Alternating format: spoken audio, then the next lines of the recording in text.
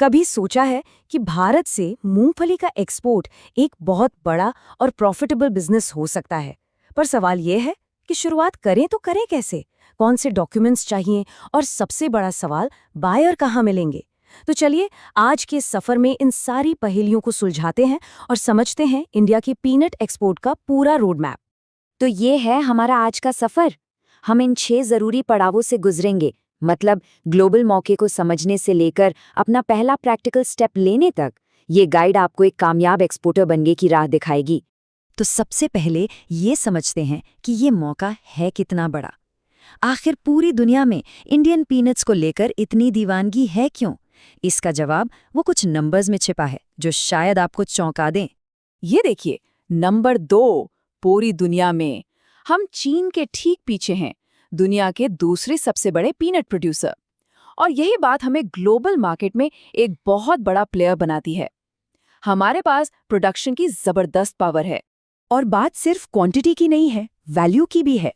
लगभग $795 मिलियन। ये कोई छोटा मोटा आंकड़ा नहीं है। सिर्फ एक साल में भारत ने इतनी कीमत की मूंगफली एक्सपोर्ट की है। इससे साफ पता चलता है कि इसमें कितना बड़ा पोटेंशियल है। तो सवाल ये है कि आखिर दुनिया को हमारी ही मूंगफली क्यों चाहिए? इसका सीक्रेट है इसकी क्वालिटी में। एक तो इसका नेचुरल मीठापन, दूसरा इसमें तेल का कंटेंट काफी ज्यादा होता है, और तीसरा वो जो क्रंची टेक्सचर होता है ना, बस यही चीजें इसे स्नैक्स से लेकर पीनट बटर तक हर चीज के लिए परफेक्ट बनाती हैं। तो ठीक है, डिमांड तो समझ आ गई, पर यह बेहतरीन मूंगफली आखिर आती कहाँ से है?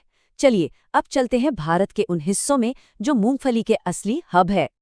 ये लिस्ट देखिए, ये है इंडिया के पीनट पावर हाउस, और इसमें गुजरात का तो कोई मुकाबला ही नहीं है, वो किंग है। सोचिए, देश का 40% से ज्यादा प्रोडक्शन अकेले गुजरात से आता है। तो अगर एक्सपोर्ट करना है तो गुजरात को समझना तो पड़ेगा ही।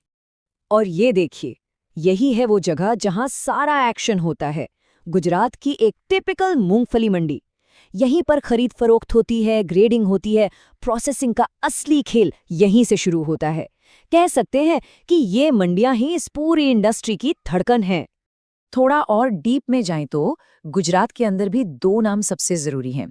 जूनागढ़, जो खेती का गढ़ है, और राजकोट, जो प्रोसेसिंग और ट्रेडिंग का सेंटर है।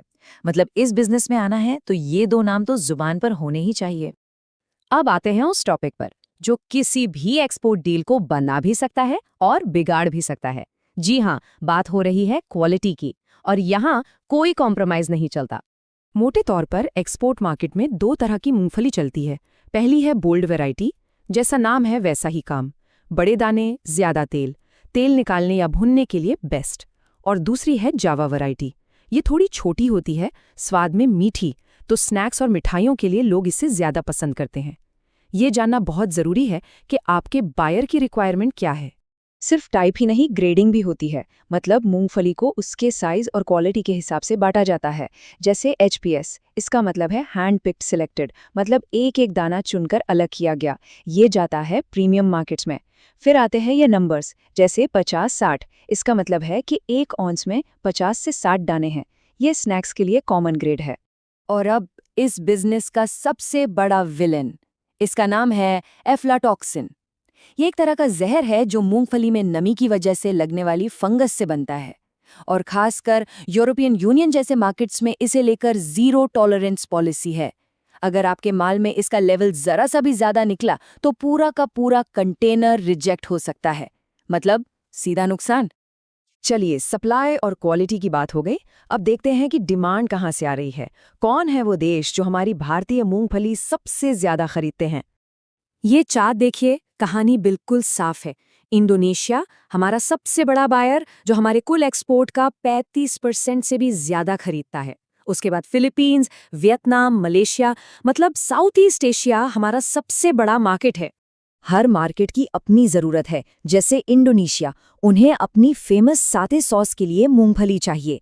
वियतनाम एक प्रोसेसिंग हब है, वो हमसे लेकर आगे री एक्सपोर्ट करता है। चीन की डिमांड तो क्या कहें, हाल में 2252% बढ़ी है, जबरदस्त। और हाँ, यूरोपियन यूनियन पैसा अच्छा देते हैं, लेकिन जैसा मैंने कहा, एफ्लाटॉक्सिन को लेकर बहुत बहुत सख्त हैं। तो ठीक है, अब आते हैं असली प्रोसेस पर कि आखिर ये एक्सपोर्ट होता कैसे है। इसे स्टेप बाय स्टेप समझते हैं। तो पूरा सफ़र इन 6 स्टेप्स में होता है। पहले ऑर्डर कंफर्म होता है, फिर होती है क्वालिटी की जांच, लैब टेस्टिंग। उसके बाद माल पैक होता है जूट या पीपी बैग्स में। फिर सारे डॉक्यूमेंट्स तैयार होते हैं, शिपिंग और लॉजिस्टिक्स का काम होता है, और आखिर में माल बायर तक पहुंच जाता है। और हाँ, ये वो हिस्सा है जहां सबसे ज़्यादा ध्यान देना होता है, कागजात। इंपोर्ट एक्सपोर्ट कोड यानी आईईसी, एपीडीआ का रजिस्ट्रेशन जो कि कंपलसरी है, FSSAI लाइसेंस, फाइटोसैनिटरी सर्टिफिकेट, ये सब बेहद ज़रूरी है। एक भी कागज़ का मुआ तो समझ लीजिए आपका माल पोर्ट पर ही अटक गया। तो अब तक सारी थियोरी समझ ली, आप बात करते हैं प्रैक्टिकल चीज़ों की। अगर कोई आज इस बिजनेस में उतरना चाहे तो उसका पहला कदम क्या होना चाहिए? सबसे पहले तो पैसा।